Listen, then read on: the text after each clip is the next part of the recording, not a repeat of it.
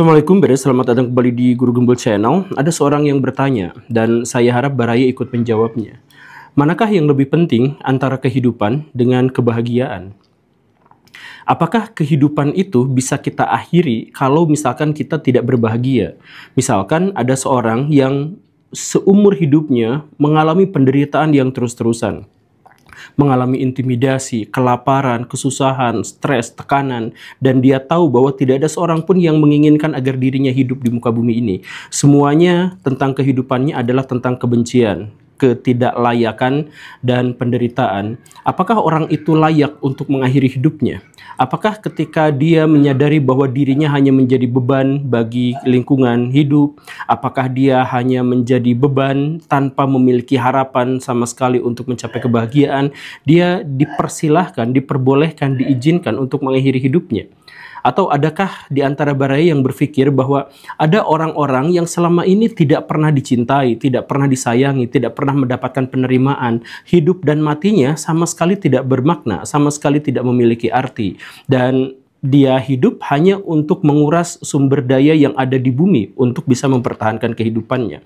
Maka kalau misalkan dia memutuskan untuk mengakhiri hidupnya, apakah itu adalah sesuatu yang baik? Jadi sekali lagi maksudnya adalah, apakah kita tuh benar-benar harus terus-terusan hidup bahkan ketika kita tidak berbahagia? Apakah kebahagiaan itu tidak lebih penting daripada kehidupan? Nah, di episode ini saya ajak Baraya untuk berpikir, berkontemplasi, merenung kembali tentang apa makna kehidupan Baraya, dan simak videonya sampai akhir. Karena kita sebenarnya bahkan tidak tahu setelah video ini apakah ada sesuatu yang memang benar-benar berakhir. Yuk kita mulai.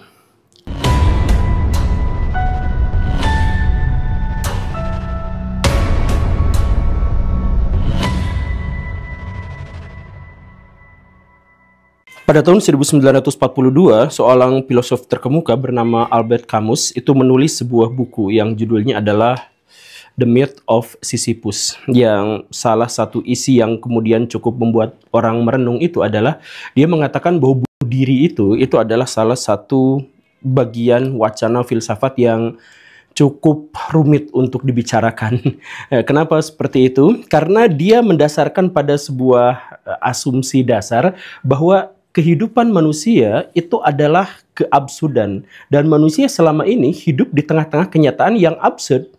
Maksudnya, kehidupan manusia dimulai dari sebuah pertanyaan kenapa manusia harus hidup. Tetapi tidak ada seorang pun di antara kita yang mengetahui kenapa manusia itu harus hidup. Dan manusia juga tidak tahu setelah kehidupan ini kita mati misalkan apa yang akan terjadi. Tidak ada juga seorang pun yang tahu itu. Dan lebih absurdnya lagi adalah bahwa bahkan ketidaktahuan itu, ketidaktahuan kenapa kita hidup dan ketidaktahuan ada apa setelah kematian misalkan, itu bukannya membuat kita menjadi berpikir keras, tetapi justru malah menciptakan spekulasi-spekulasi mistik yang mencengkeram etika, moral, dan hukum manusia. Jadi etika, moral, dan hukum manusia itu didasarkan kepada keabsurdan, kepada sesuatu yang tidak jelas dan tidak diketahui gitu.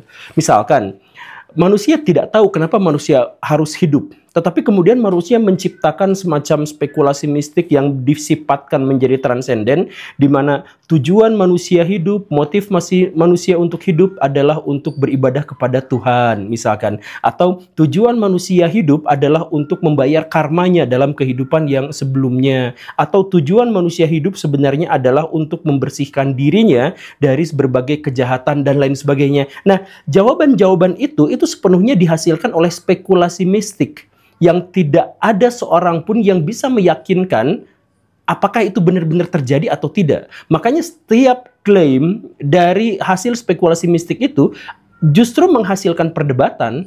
Misalkan orang yang menganut agama tertentu dengan orang yang menganut agama tertentu itu masing-masing saling menyangkal tanpa ada satupun di antara mereka yang berhasil membuktikan apakah hidupnya itu memang benar-benar beribadah kepada Tuhan, ataukah tujuan dari hidupnya itu adalah untuk membayar karma di zaman sebelumnya. Tidak pernah diketahui. Dan kemudian setelah kehidupan ada kematian, setelah kematian itu ada apa? Nah, ini juga tidak pernah diketahui oleh manusia seumur hidupnya. Bahkan sepanjang sejarah manusia tidak ada seorang pun yang pernah tahu kehidupan setelah kematian atau keadaan setelah kematian itu menjadi seperti apa. Tidak ada seorang pun yang tahu. Nah, Lagi-lagi ada jawaban dari spekulasi mistik yang menjelaskan bahwa nanti akan ada alam akhirat, nanti akan ada penghakiman, nanti akan ada surga dan neraka dan sebagainya.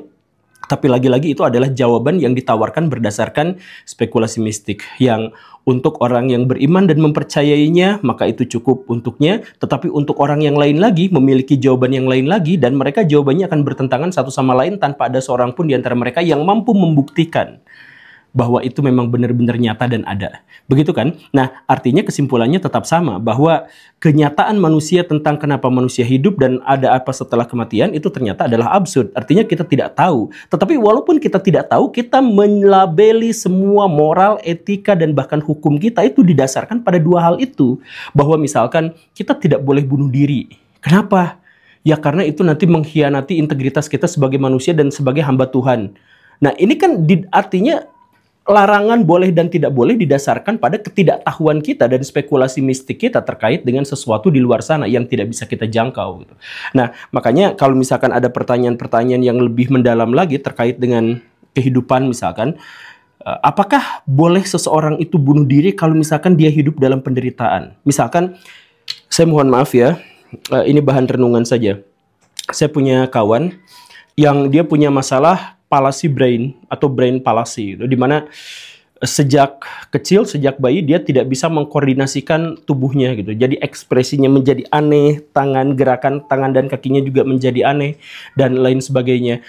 Yang lebih mengerikan daripada itu semua adalah bahwa otaknya tuh sadar bahwa dirinya tidak bisa mengendalikan tubuhnya dan bahwa dirinya tidak normal dibandingkan dengan orang lain. Jadi dia sadar sepenuhnya bahwa dirinya tuh beda, bahwa dirinya itu menjadi beban. Dia berjalan aja sulit luar biasa. Untuk membasuh dirinya aja hampir tidak bisa. Untuk baca tulis dia hampir tidak bisa. Karena kesulitan yang sangat luar biasa. Tetapi dia sadar itu. Dan akhirnya seiring berjalannya waktu, dia dibully setiap dia keluar rumah. Dibully dan diejek sama teman-temannya. Menjadi penyedot perhatian bagi orang lain. Kemudian dia sendiri malu dan gagap kenapa harus seperti ini. Tapi dia harus menjalankan hidup yang seperti itu. Gitu. Dia menjadi beban. Dan dia sendiri jijik dengan dirinya, dan dia tahu bahwa cita-citanya, hasratnya, keinginannya, potensinya, apa yang dia inginkan dan apa yang dia rencanakan di masa depan itu semuanya pasti tidak akan tercapai. Karena penyakitnya itu tidak akan pernah diobati, tidak akan pernah bisa ada yang mengobati, dia akan terus-terusan seperti itu. Dan seiring berjalannya waktu, orang-orang yang mengurusnya selama ini satu demi satu meninggal dunia. Ibunya meninggal dunia, ayahnya yang membelanya juga meninggal dunia, dia kebingungan apa yang akan terjadi ke depan. Dan dari sanalah dia mulai menekankan bahwa mungkinkah dia boleh mati. Jadi pikirannya selama ini, cita-citanya adalah dia ingin sesegera mungkin mati. Karena untuk hidup, dia gak pernah bahagia, dia gak pernah merasakan capaian tertentu, prestasi tertentu, bergaul dengan orang, mendapatkan penerimaan. Dia gak pernah merasakan itu. Tapi dia melihat orang-orang di sekitarnya, bahwa orang-orang itu hidup normal dan dirinya sendiri terkurung di kamarnya tidak bisa menjadi seperti itu. Apakah kehidupannya itu harus diperjuangkan walaupun itu membuat penderitaannya terjadi seumur hidup? Jadi pilihannya tetap sama. Apakah dia memilih kebahagiaan atau memilih kehidupan? Apakah kehidupannya itu lebih berharga daripada kebahagiaan? Sehingga dia harus dipaksa untuk bertahan hidup. Agamanya memaksa dia untuk bertahan hidup. Teman-temannya memaksa dia untuk bertahan hidup. Sabar aja ya, nanti kamu di surga akan menjadi begini dan begitu dan sebagainya. Kenapa dia tidak memiliki hak untuk menentukan bahwa ya saya sama sekali tidak merasakan bahagia. Orang-orang menganggap bahwa hidup itu adalah anugerah. Orang menganggap bahwa hidup itu adalah harapan. Ya buat orang-orang, tapi bagaimana dengan dirinya sendiri? Yang dia tidak pernah lepas dari olok-olokan, bulian, dan bahkan dia tidak bisa mandiri. Dia menjadi beban. Dia merasa jijik dengan dirinya sendiri. Nah, coba Baraya pikirkan, apakah orang-orang yang bernasib seperti itu layak untuk bertahan hidup? Atau misalkan kita menemukan ada orang lain. Saya punya teman yang lain. Teman itu, dia hidup waktu kecilnya itu penuh penderitaan, penuh trauma. Orang tuanya yang bercerai itu miskin. Miskin semiskin-miskinnya. Maka dari itu dia sejak kecil tuh dipaksa dan diajarkan untuk mengemis dan mencuri, untuk memalak. Maka seiring berjalannya waktu, dia tidak memiliki kontribusi apapun kepada masyarakat selain keburukan. Jadi dia malak, dia menyebarkan narkoba, dia mengancam orang lain dan sebagainya. Pokoknya kehidupannya dan keberadaannya justru bikin orang lain terancam kehidupannya dan bikin orang lain bisa aja mati gara-gara kehidupannya. Apakah layak dia ditawarkan untuk mati itu misalkan? Tapi kan tentu saja tidak akan ada orang yang menawarkan itu dan itu dianggap sebagai bertentangan dengan moral manusia, etika manusia, hak asasi manusia dan sebagainya. Tapi sekali lagi yang ingin ditekankan di sini adalah bahwa hak asasi manusia itu didasarkan pada sebuah premis-premis yang tidak kita ketahui tentang bahwa manusia memang harus hidup. Ya kenapa harus hidup gitu? Kan mungkin saja setelah dia mati dia tuh mendapatkan sesuatu yang bahkan jauh lebih baik, bisa aja kan, bisa aja dia setelah mati hidup lagi di dunia isekai gitu misalkan, di mana dia penuh dengan harem. Ya bisa saja seperti itu. Tapi kan kita tidak bisa menjangkau itu, dan ketidaktahuan dari menjangkau itu kita jadikan sebagai landasan moral, landasan norma, sampai-sampai hukuman yang paling berat yang ditawarkan oleh hakim itu adalah hukuman mati. Lah, kenapa harus hukuman mati itu dianggap sebagai hukuman yang paling berat? Kenapa misalkan, ya saya mohon maaf, kenapa misalkan tidak hukuman mati itu adalah hukuman seumur hidup dalam kondisi yang paling menderita? Kenapa itu bukan dianggap sebagai hukuman yang paling berat? Kenapa hukuman paling berat itu adalah hukuman mati gitu? Padahal kan kalau sudah mati ya kita nggak tahu apa, dan yang paling menderita dari hukuman mati itu adalah orang-orang yang mencintai orang yang sudah mati itu gitu. Jadi hukuman mati adalah hukuman untuk menghukum orang-orang yang bukan pelaku kejahatan. Nah, balik lagi, jadi kenapa hukuman yang paling berat itu dianggap sebagai hukuman mati? Kenapa bukan hukuman pencabutan terhadap kebahagiaan gitu? Jadi semua yang membuat dirinya bahagia dihapuskan, dihancurkan, dihilangkan, dan kemudian dia dipaksa hidup dalam penderitaan yang sangat gitu. Kenapa tidak seperti itu? Lagi-lagi kita tuh balik lagi pada gagasan dasar bahwa semua kebaikan, semua etika, semua moral, semua norma hukum itu didasarkan pada hak manusia untuk hidup. Apakah kalau misalkan hidup tapi menderita, dia tidak boleh keluar dari penghidupannya? Dan argumentasi yang lain yang lebih saya pikir cukup relevan adalah, kan setiap manusia hidup, dia tuh harus mengorbankan pihak lain. Setiap keberadaan manusia dan dia mempertahankan hidupnya, semakin lama dia hidup, maka semakin banyak pihak lain yang mati dan dikorbankan untuk kehidupan dirinya. Setiap kita mempertahankan hidup misalkan dengan makan, kita tuh harus membunuh spesies yang lain atau membunuh hewan yang lain. Dan setiap kali misalkan kita membangun rumah, itu ada begitu banyak habitat dari makhluk lain yang harus kita ambil alih, kita jarah. Jadi maksudnya kehidupan kita yang absurd, yang tidak jelas, yang tidak kita ketahui maknanya sama sekali, itu ternyata sudah mengambil jatah bagi kehidupan yang lain.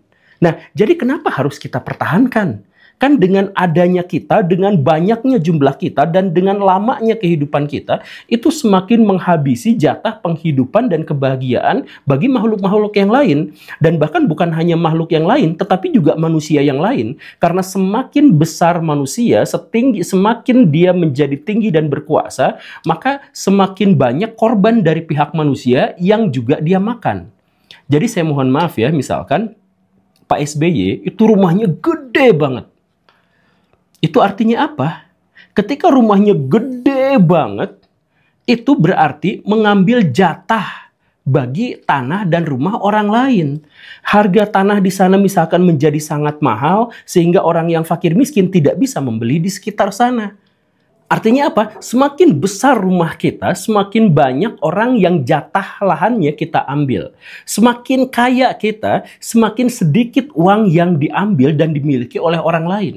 Kan jumlah uang di seluruh dunia itu terbatas. Kalau misalkan sebagiannya kita ambil, maka sebagian yang lain yang jatuh buat orang lain juga akan habis. Kan begitu. Itu logika paling sederhananya. Atau kalau misalkan Baraya mau lihat sesuatu yang lebih empiris, di Indonesia ada 12 juta rumah terbengkalai. Karena ada orang yang terlalu kaya, punya rumah hanya untuk investasi saja, diabaikan saja, terbengkalai saja, begitu saja. Padahal di sisi lain ada 12 juta keluarga di Indonesia yang tidak punya rumah. Kenapa nggak bisa dibagiin aja sama gitu? Tapi intinya pada dasarnya balik lagi adalah bahwa setiap kehidupan kita itu mengorbankan pihak lain, dan semakin besar kehidupan kita, itu pun semakin banyak pihak lain yang dikorbankan, bahkan semakin tinggi derajat kesadaran dari orang yang kita korbankan. Ini juga sempat disinggung oleh Plato di bukunya Republik itu. Dia kan bilang bahwa masyarakat ideal itu, kota yang ideal itu maksimal terdiri atas populasi sebanyak 5.040 orang. Kalau lebih dari itu akan tidak sehat. Tidak sehat itu maksudnya orang-orang ketika dia semakin banyak dan semakin berkuasa, dia tidak hanya akan memakan sumber daya yang dia butuhkan untuk hidup, tetapi dia akan memakan sumber daya yang dia butuhkan untuk bersenang-senang. Makanya kalau misalkan populasi lebih dari 5.040 misalkan dalam sebuah kota, maka akan terjadi sebuah fenomena di mana yang kaya menjadi terlalu kaya dan hidup berdampingan dengan fakir miskin yang hampir tidak punya aset. Hidup berdampingan yang seperti itu. Nah, jadi artinya apa? Ya artinya kenapa kita harus mempertahankan kehidupan kita? Justru ketika semakin bermakna kehidupan kita, semakin bahagia kehidupan kita, itu semakin menggerus kehidupan, kebahagiaan, dan jatah aset buat orang lain. Kenapa Cristiano Ronaldo harus punya mobil yang mewah banget, yang harganya ratusan atau puluhan miliar rupiah? Kenapa dia harus punya itu? Padahal faktanya adalah dengan dia punya itu, artinya dia telah memadatkan uang di sekelompok kecil orang saja dan mengkarantina itu dari akses terhadap orang lain yang jauh lebih banyak. Nah, itu maksudnya. Jadi Baraya silahkan pikirkan sendiri, kenapa kita tuh harus hidup? Dan apakah hidup itu lebih berharga daripada kebahagiaan? Dan bolehkah kita berpikir bahwa mengakhiri hidup sebenarnya bukan sesuatu yang buruk, dan itu bisa aja didasarkan pada sesuatu yang legal, karena semua yang mengharamkannya itu adalah sesuatu yang absurd. Silahkan pikirkan. Terima kasih karena sudah menyimak. Saya Guru Gembul. Assalamualaikum warahmatullahi wabarakatuh.